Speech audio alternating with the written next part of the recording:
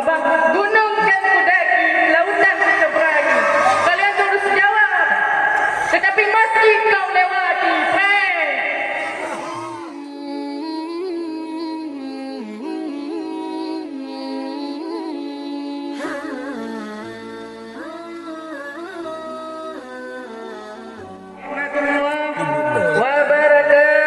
Waalaikumsalam warahmatullahi wabarakatuh. Alhamdulillahilladzi hadana li hadza wa ma kunna linahtadiya laula an hadana Allah.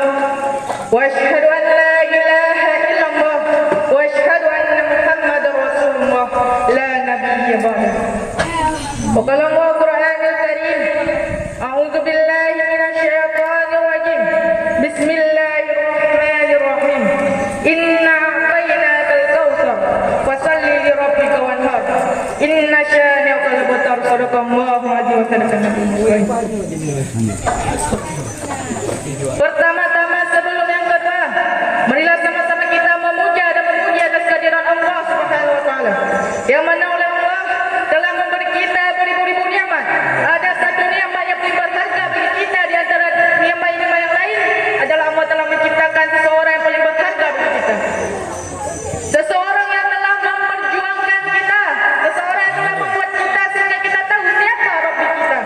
Dialah yang tak lain dan tak bukan baginda Rasulullah sallallahu alaihi wasallam.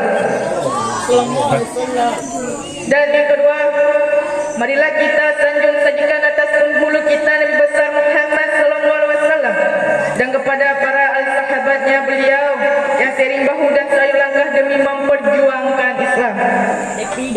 Kemudian kata-kata penghormatan saya kepada ayahanda rohani kita bersama beserta keluarga, dan kata-kata penghormatan saya kepada guru yang mengajar siang maupun malam, dan kata-kata penghormatan saya kepada guru yang telah menilaikan saya, dan kata-kata penghormatan saya kepada hadirin wal hadirat yang dimuliakan Allah.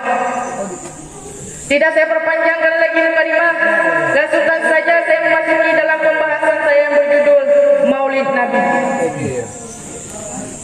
Kelahiran Nabi adalah rahmatan lil alamin, rahmat bagi sekalian Allah. Tetapi ada juga yang tidak bahagia atas Maulid Nabi ini. Padahal Maulid Nabi ini sebagai ciri bahwa kita cinta dan rindu kepada Nabi Muhammad sallallahu alaihi wasallam. Khususnya bagi anak muda yang tidak gemar berselawat, yang tidak tahu tentang Nabi Muhammad. Dengan adanya Maulid Nabi ini, mereka sudah tahu tentang Nabi Muhammad sallallahu alaihi wasallam.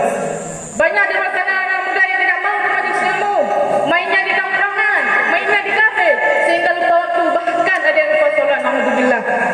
Main boleh, nongkrong pun juga boleh. Tapi kalau ada acara-acara maulid, kalau ada majelis-majelis ilmu, maka datanglah supaya semakin menambah ilmu kita dan kita semakin cinta kepada Nabi Muhammad SAW. Karena bisa kita cinta, apapun pasti kita lakukan.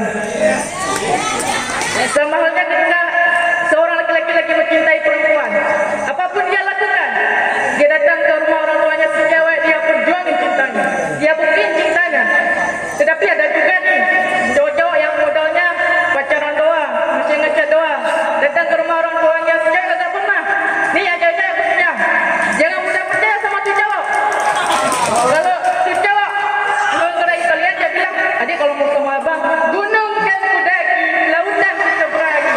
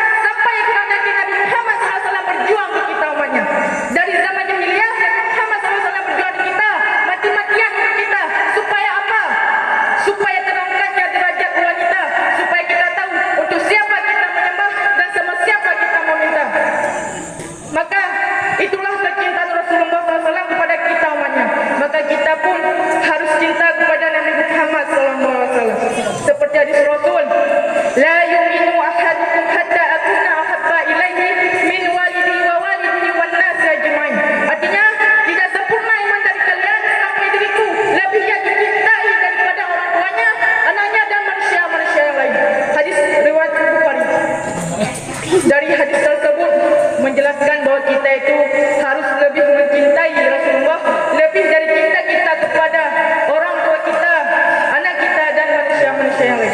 Bagaimana cara kita cinta kepada Nabi? Dengan cara kita membuat maulid Nabi, dengan cara kita memeriahkan hari lahirnya Nabi, dengan cara kita sering bersolat kepadanya. Itu sebagai ciri bahawa kita cinta dan rindu kepada Nabi Muhammad SAW. Hadirin wa hadirat yang dirahmati Allah, siksaan di padang mahsyar nanti. Ada siksaan, ada yang tenggelam karena dosanya, ada yang tenggelam sampai mata kakinya, ada yang tenggelam sampai lututnya, ada yang tenggelam sampai pinggangnya, ada yang tenggelam sampai dadanya, ada yang tenggelam sampai di bawah hidungnya, ada yang tenggelam sampai kepalanya, bahkan dua hasta dia tenggelam karena dosanya. Sampai orang kafir pun meminta kepada Allah, ya Allah, hentikan siksaan padang mahsyar ini ya Allah. Jika kami ditakdirkan untuk ke neraka, maka angkatlah kami ke neraka. Mereka tidak tahu siksaan di padang mahsyar ini belum seberapa dengan siksaan di neraka. Maka siapa yang bisa membantu kita? Ada satu orang yang bisa membantu kita di padang mahsyar nanti.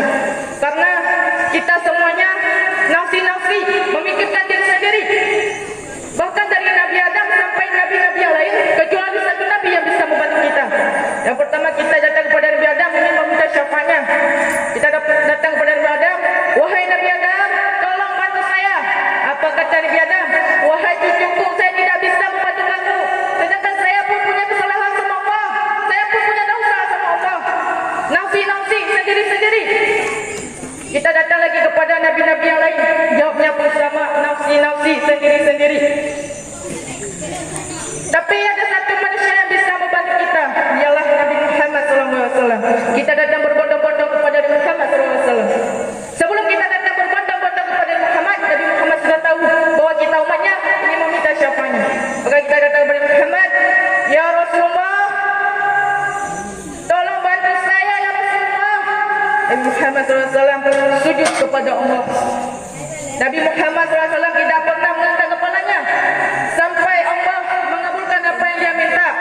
Sampai Allah mengatakan kepada Muhammad, wahai kekasihku, angkat kepalamu. Tidak ada lagi yang beribadah di pada mahsyar ini. Nabi Muhammad SAW mengangkat kepalanya dan sujud lagi kepada Allah. Allah mengatakan lagi, wahai kekasihku, angkat lagi kepalamu. Tidak ada lagi yang beribadah di pada mahsyar ini. Nabi Muhammad SAW angkat kepalanya dan sujud lagi kepada Allah. Sampai berulang-ulang kali. Sampai Allah berkata, wahai kekasihku, apa yang kau inginkan?